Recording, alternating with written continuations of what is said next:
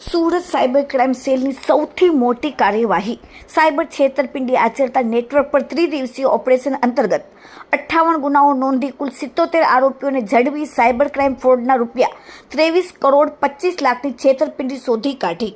સુરત પોલીસનું operation mule hunt cyber fraud માટે bank ખાતા માટે ભાડે આપનાર 77 શખ્સોને ઝડપી પાડ્યા।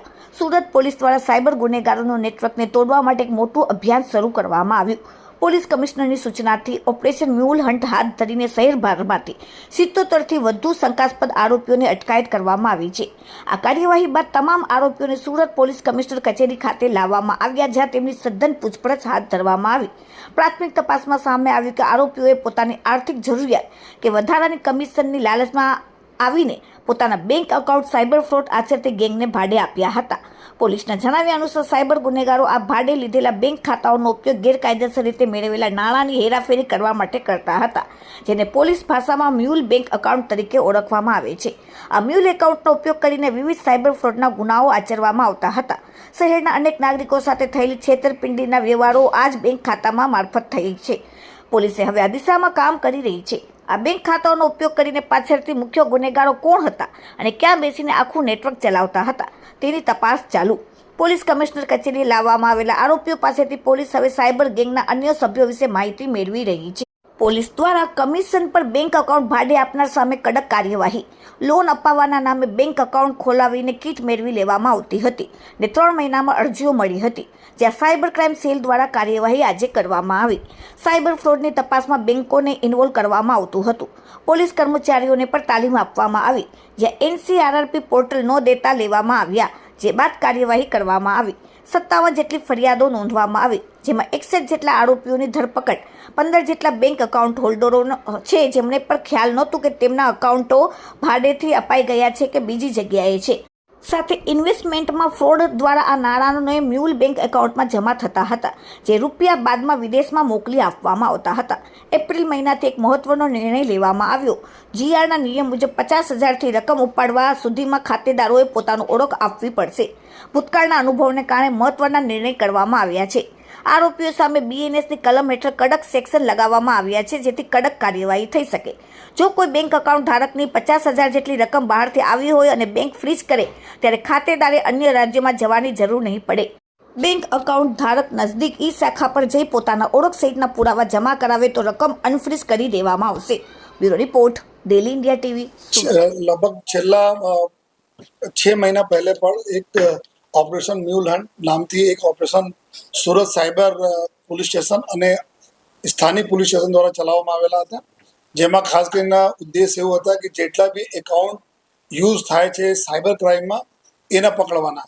મ્યુલ હન્ટ એટલે મતલબ કે આ લોકો એવા એકાઉન્ટ બનાવે છે જે કોઈ બીજા ગરીબ વ્યક્તિ હોય, કોઈ અભણ વ્યક્તિ હોય, એના ડોક્યુમેન્ટ્સ મેળવીને એના નામથી એકાઉન્ટ બનાવી લે અને એના એકાઉન્ટમાં ફ્રોડના પૈસા अलग अलग जो प्रकार ना फ्रॉड हो, इन्वेस्टमेंट फ्रॉड हो कि तुम्हारा डिजिटल अरेस्ट फ्रॉड हो, कोई फॉरेक्स ना फ्रॉड हो या जॉब फ्रॉड हो, कोई पण प्रकार पैसा फ्रॉड ना पैसा एकाउंट में नाखे અને એકાઉન્ટ હોલ્ડર પાસેથી આ લોકો કીટ જો હોય છે એના ક્રેડિટ કાર્ડ વગેરે ATM કાર્ડ લઈ લેતા હોય છે અને અલગ અલગ જગ્યાએથી પૈસા આ લોકો જો નિકાળી લેતા હોય બેંકથી। તો આ પ્રકારના મ્યુલ એકાઉન્ટ શોધવાની કામગીરી થઈ હતી। જો એના જ અનુસંધાને સુરત શહેર પોલીસ દ્વારા છેલ્લા 1 માસથી જો એના પર ફરીથી further mule hunt operation mule hunt 2.0ના નામથી અમે લોકો કાર્યવાહી કરતા હતા। જો જેમાં ખાસ કરીને અમારા જો ઇન્વેસ્ટિગેશનમાં આ રીતે આવ્યા છે, ઘણા બધા આમાં એવા વ્યક્તિઓ હોય છે કે જેના એકાઉન્ટ હોય લેકિન એના ખબર નથી હોતા। અમુક વ્યક્તિઓ એવા હોય છે કે આ કમિશન ઉપર એકાઉન્ટ આપે છે। જો ભૂતકાળમાં અમે લોકો અરેસ્ટ પણ કરેલા છીએ આ લોકોના, જેના નોલેજમાં બધા થઈ રહ્યા છે।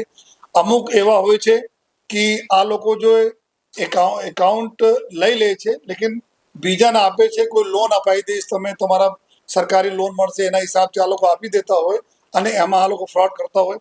તો ઇન્વોલ્વમેન્ટ ખરેખર એકાઉન્ટ હોલ્ડરના છે કે નહીં એના બારેમાં બહુ જરૂરી હોય છે, જેથી જો ખરેખર જો ગુનેગાર છે એને સજા મળે। તો એના ધ્યાનમાં રાખીને જો અમે લોકો જો આ અત્યારે છેલ્લા 2-3 મહિનામાં જો અરજીઓ આપણને મળી છે, આ અરજીઓ પર જો સાયબર ક્રાઇમના નેતૃત્વમાં સાયબર પોલીસના નેતૃત્વમાં બધા કાર્યવાહી ચાલુ થઈ જોઈએ।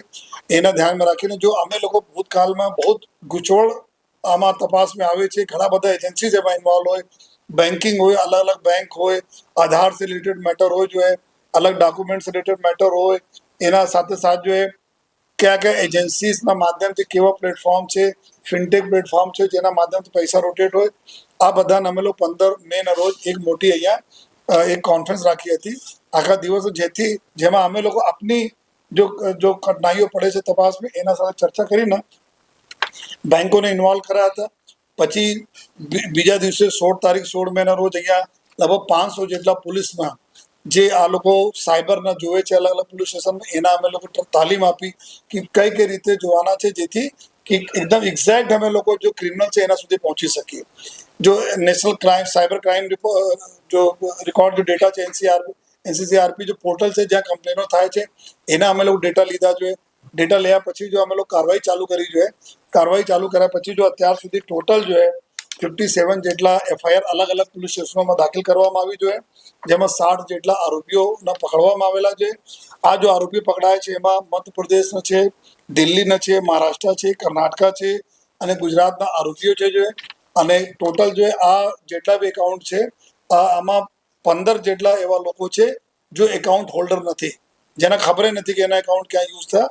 45 જેટલા આરોપીઓ એવું છે જે એકાઉન્ટ આપણા પોતે પૈસા કમિશન લઈને આના આપ્યા હતા જોઈએ.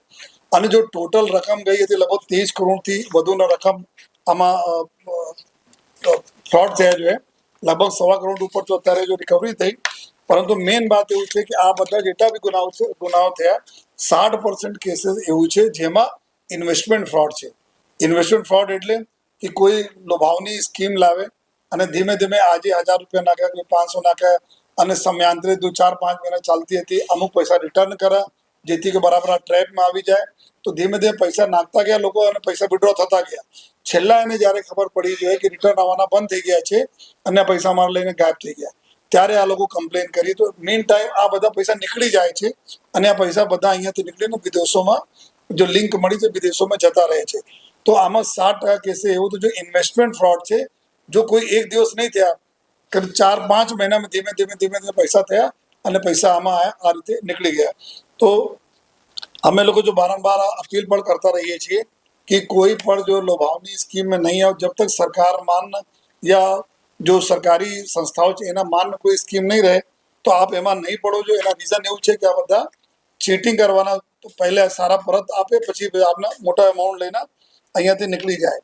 અને સાથોસાથ જો સાયબર ક્રાઇમના જે વિક્ટીમ છે એના સુધાવ આપવા માટે ભારત સરકાર તરફથી અભી એપ્રિલ મહિનામાંથી બે મોટો નિર્ણય લેવામાં આવ્યા, જો આપણે માધ્યમથી બતાવવા પણ માંગીએ છીએ કે એક આમાં જે જીઆરએમ મોડ્યુલ થતા હતા, જેમાં ગ્રીવાન્સ રિડ્રેસલ મોડ્યુલ, જેમાં I4C જો ભારત સરકારના અભિગમ છે કે આમાં એ પહેલે એવું હતું કે જો 50,000 રૂપિયા તકના રકમ જેના અન્ય રાજ્યોમાંથી યા કોઈ પણ જગ્યાએથી ફ્રીઝ થઈ જતી હતી, કારણ કે અમે 100 રૂપિયા 200 રૂપિયા કોઈ ફ્રોડના તમારા એકાઉન્ટમાં આવી જાય અને તમારા એકાઉન્ટ અન્ય રાજ્યોના પોલીસ દ્વારા ફ્રીઝ થઈ જતી હતી, તો 50,000 રૂપિયા તકના રકમ હોય તો તમે અહીંયા પોતાના બેંકમાં જઈ શકો છો.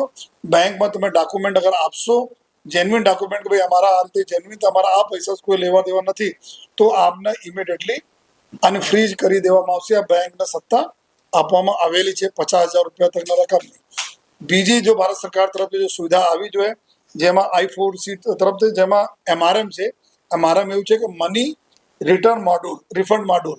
મની રિફંડ મોડ્યુલમાં જો 50,000 રૂપિયા તકની જો પહેલે રકમ થતી હતી અને લોકો તાત્કાલિક 1930 ઉપર જો બ્લોક કરી દેતા હતા, પૈસા ફ્રીઝ થઈ જતા હતા, પછી સાયબરમાં યા પોલીસમાં અરજી આપતા હતા અને અરજી તપાસ કરીને ડોક્યુમેન્ટ લઈને પોલીસ નામદાર કોર્ટના ઓર્ડર લઈને એના પૈસા પરત કરાવવાની વિધિ કરતી હતી. પરંતુ અત્યારે ભારત સરકાર તરફથી જો MRM મોડ્યુલ છે એમાં 50,000 રૂપિયા તકના રકમ છે, તો તમે સીધા પોલીસના તમે ડોક્યુમેન્ટ્સ બતાવી દો અને ત્યાંથી તમારા જો પૈસા જો હે પરત આપવા માટે જે અહીંયાથી તમારા ઓર્ડર થઈ જશે, સીધા આપ લઈ શકો છો. તો કોર્ટની પ્રક્રિયામાંથી જો પહેલે જવા પડતી હતી એનાથી બી લોકોને જો હે આરામ થાય, જેથી કોર્ટને ભારણ ઓછો થાય અને તાત્કાલિક પૈસા મળી શકે.